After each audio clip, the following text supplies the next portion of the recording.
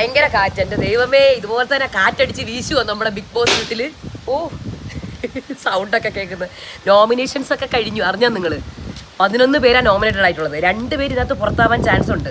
പിന്നെ വേറൊരു കാര്യം കൂടിയുണ്ട്, ക്ലോസ്ഡും ഓപ്പണും ആയിട്ട് നോമിനേഷൻ നടത്തിയിരിക്കുന്നത്. 4-5 പേര് സേഫും ആയിട്ടുണ്ട്. ആരൊക്കെയെന്ന് പറയട്ടെ? അനു, നിരീൻ, ഒനിൽ, നൂറ, ഇത്രയും പേര് സേഫായി. 11 പേര് അങ്ങോട്ടും ഇങ്ങോട്ടും കുറേ ആൾക്കാർ എക്സ്പോസ് ചെയ്തിട്ടുണ്ട്. അനീഷിൻ്റെ ഗെയിം ആര്യൻ്റെ എക്സ്പോസ് ചെയ്ത് അങ്ങനെ രസമായിരുന്നു. ഇതിൽ അക്ബർ ഡയറക്റ്റ് നോമിനേഷനിൽ വന്നു. ജിസേൽ, സാബുമാൻ, ഷാനവാസ്, ആദില, അഭി, ലക്ഷ്മി, ബിന്നി, അനീഷ്, ജിഷിൻ, ആര്യൻ, ഇത്രയും പേരാണ് നോമിനേറ്റ് ആയിട്ടുള്ളത്.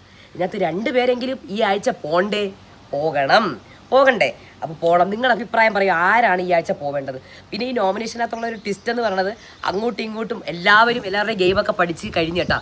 ആരിനൊക്കെ ഇത്രയും ബുദ്ധി വെച്ചാ? അനീഷിൻ്റെ ഗെയിമിനെയൊക്കെ പഠിച്ച് മനസ്സിലാക്കിയിട്ടാണ് ചെയ്തേക്കണത്.